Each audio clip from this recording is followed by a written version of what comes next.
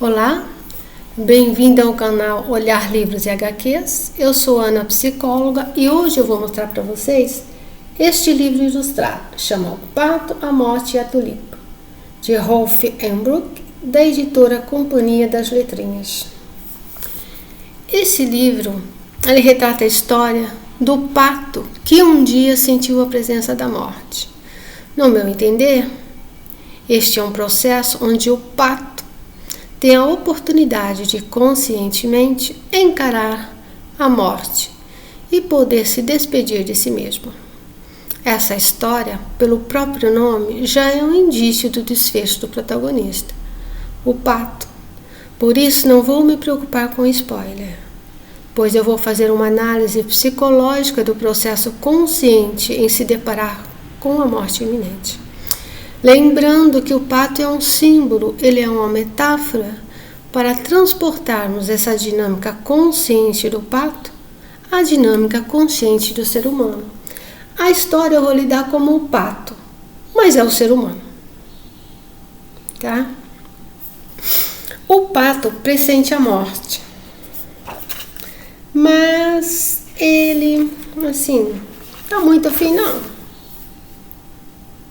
né? Olha para trás, faz de conta que não está acontecendo nada, né? Mas aí, né? Quando se percebe preparado para olhar para ela,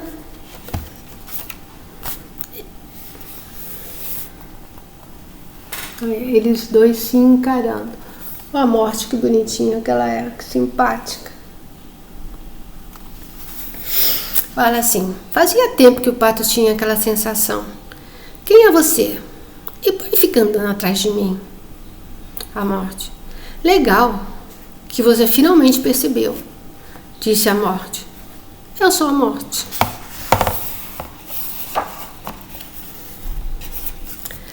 Há relatos de pessoas que em algum momento, quando se viam no estado crítico, sentem a presença da morte rondando. Já passaram por algum momento de sua vida que perceberam a ronda da morte? Como se comportaram? E o pato leva um susto. Não era para menos.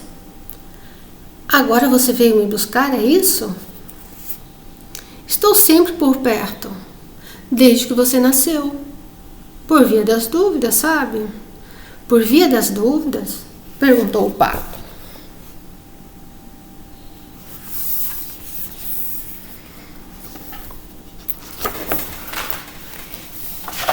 E aí eles continuam. Caso te aconteça alguma coisa, uma gripe forte, um acidente, nunca se sabe. A sua tarefa agora é cuidar disso? Quem cuida do acidente é a própria vida. E também da gripe e de todas as outras coisas que acontecem com você, patos. Eu só digo raposa. Aí eu fiquei pensando nessa fala, né? Eu só digo raposa. Falei, ou é um erro de tradução, ou eu vou atrás do significado da raposa. E aí eu fui. Segundo Jean Chevalier, o que é raposa? Refletindo como um espelho as contradições humanas, a raposa poderia ser considerada como um duplo da consciência humana. Vida e morte, corpo, espírito, psiquismo e consciência, uma metáfora. Portanto, eu entendo que a morte está explicando ao pato que tanto a morte como a vida fazem parte de um único ciclo, cada um segundo a sua natureza. A vida ligada aos acontecimentos da vida, a morte ligada aos acontecimentos da morte, presente em todos os seres vivos. Mas o pato não queria pensar nisso. Virou de novo a cabecinha. O pato, devido à surpresa, ao medo, primeiramente não quis ouvir saber de nada. Muito característico de nós, seres humanos, quando somos pegos de surpresa. Certamente precisamos de um tempo para conseguirmos olhar ao que nos apresenta, principalmente no que diz respeito à vida e à morte. Já passaram por alguma situação onde foram pegos de surpresa num contexto de vida e morte? Que tipo? E como reagiram? E depois de um tempo, o pato, a morte, diz: a morte tinha um sorriso amigo. Até que ela era simpática, sem levar em conta quem ela era. Bem simpática mesmo. Aí o pato fala: vamos até o lago? Pergunta o pato. E a morte diz: era isso que eu estava com medo. Bom, a primeira atividade que o pato convida a morte era para conhecer o lago e nadar. Afinal, faz parte da vida do pato. Podemos entender que diante da morte buscamos como elemento o que mais significativo temos em nossa vida. E nesse encontro, o pato, como todo ser que tem a capacidade de raciocínio e percepção da morte, tenta entendê-la, interrogando a morte. E aí é um diálogo entre eles. Nossa, eu vou mostrar eles quando ele convida a morte para dar uma nadadinha com ele. E aí, o diálogo entre eles.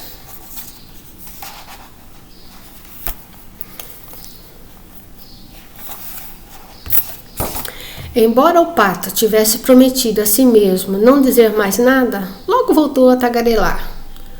Alguns patos dizem que a gente vira anjo e fica sentado numa nuvem olhando a terra lá embaixo. A morte: é bem possível, disse a morte. Afinal, asas vocês têm.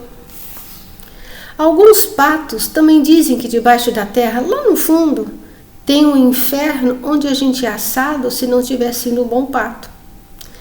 Cada coisa que vocês patos imaginam, mas quem sabe? Então, você também não sabe? Grasnou o pato. A morte apenas olhou para ele.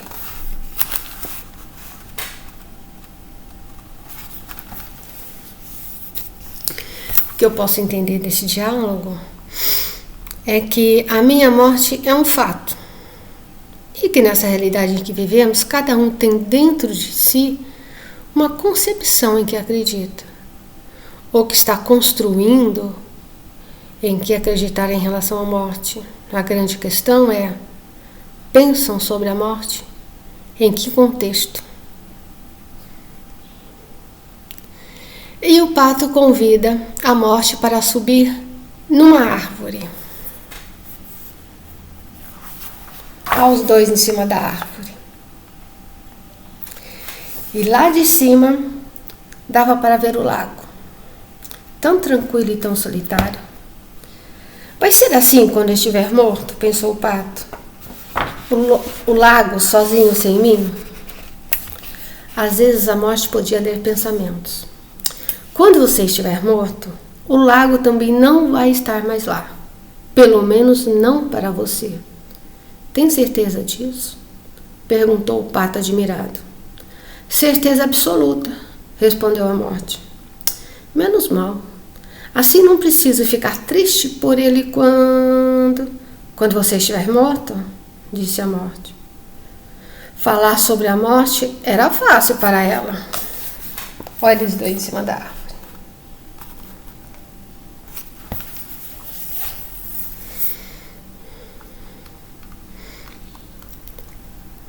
O que eu posso pensar sobre esse diálogo entre eles, tá? Quando você estiver morto, o lago também não vai estar mais lá. Pelo menos para você. Muito pessoal essa minha contemplação, tá? O que eu entendo desta fala da morte? Quando morremos, o corpo se dissolve, mas o que foi vivido e experienciado pelo pato, inclusive suas experiências com o lago, não se perdem. O que se perde é a vida concreta que teve na Terra, mas o que conquistou, tudo que absorveu de entendimento da vida, todas as suas lembranças, as suas impressões, as suas emoções, pensamentos estarão tatuadas nessas lembranças e farão parte da grande memória do universo. É como se passassem a pertencer aos arquivos do Google psíquico. O lago não existirá mais para o pato terrestre, mas continuará no que denominamos na psicologia o grande inconsciente, ou memórias milenárias ancestrais. Este é um entendimento muito particular meu, mas como que vocês entendem essa passagem? E quando o pato falar sobre a morte é fácil para ela? Talvez porque para ela não há mistério. É o que é. É uma natureza que nós humanos ainda não conseguimos entender. A morte para nós, na grande maioria das vezes, ainda é um grande mistério. Afinal, esta vida é a única que conhecemos, ou que pelo menos nos lembramos, podendo ser a única chance que temos de realizar os propósitos que pode se concentrar num legado humano, em termos de amorosidade, humildade e fraternidade. O que pensam sobre isso? E assim o pato e a morte conviveram por um tempo, que pode significar o tempo em que o pato teve para se despedir da vida, sem atropelos, sem grandes angústias, ressentimentos, havendo uma conexão lúcida com a morte, que pode ser entendido de quando as pessoas têm um tempo para se aproximar o mais possível de si mesmo e reconhecer suas dores, ganhos, se despedindo da vida com certo sentimento de dever cumprido. Alguns. Quando o pato morre, a morte coloca em cima dele uma tulipa e o deixa ir com as águas. Uma observação: desde o início a morte carrega uma tulipa. Você olha aqui no início, olha, das primeiras páginas, a morte tem uma tulipa escondidinha. Aí no decorrer da história essa tulipa desaparece. Mas quando o pato morre, essa tulipa volta a aparecer. Ó.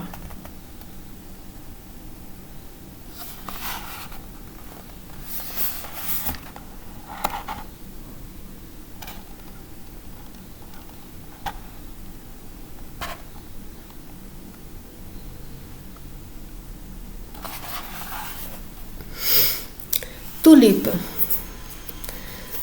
Tulipa não tem no Jean Chevalier, aí eu fui pegar na questão tulipa mesmo.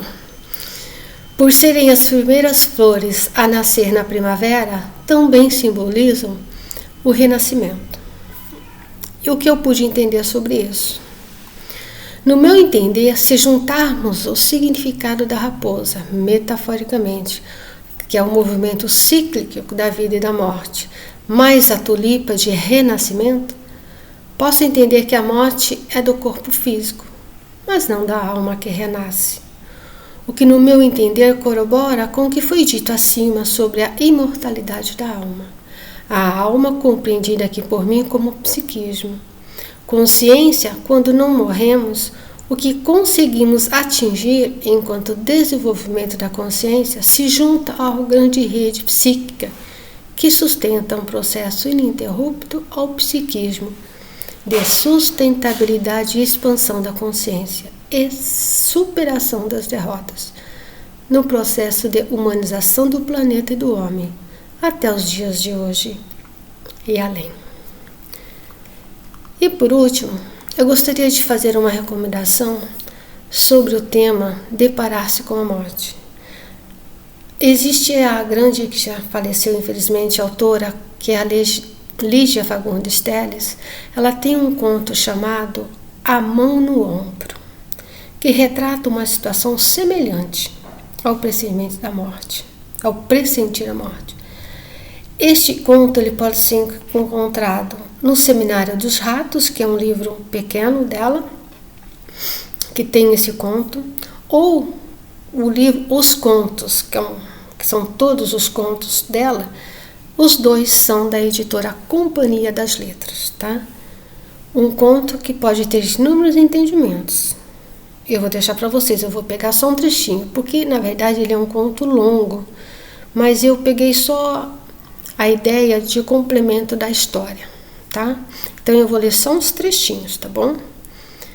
Tantas vezes pensara na morte dos outros, entrara mesmo na intimidade de alguma dessas mortes, e jamais imaginara que pudesse lhe acontecer o mesmo, jamais. Um dia, quem sabe?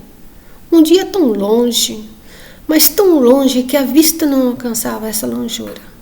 Ele próprio se perdendo na poeira de uma velhice remota, diluído no esquecimento, no nada, e agora?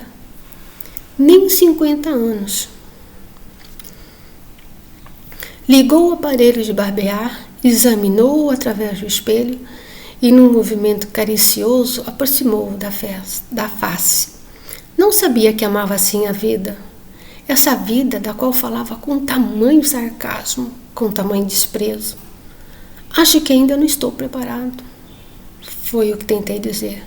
Eu não estou preparado. Vestiu o paletó, podia dizer o que quisesse. Ninguém se interessava. E por acaso eu me interesso pelo que dizem ou fazem? Afagou o cachorro, que veio saudá-lo com uma alegria tão cheia de saudade que se comoveu. Não era extraordinário?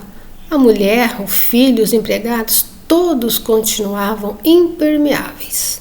Só o cachorro sentiu o perigo do seu faro visionário. Preciso dormir, murmurou fechando os olhos. Porém, se a sonolência verde cinza, viu que retomava o sonho no ponto exato em que fora interrompido. A escada, os passos, sentiu o ombro ser tocado de leve. Voltou-se. É isso. Eu encerro com esse conto magnífico que eu contei um trechinho. Do Pato, a Morte e a Tulipa. Espero que tenham gostado, que de alguma forma possa trazer alguma luz para vocês, algum momento de reflexão. Afinal, todos iremos algum dia. E ir em paz é muito melhor do que em grande sofrimento e revolta, não é não? Eu agradeço. Se inscrevam, comentem. Até o próximo olhar.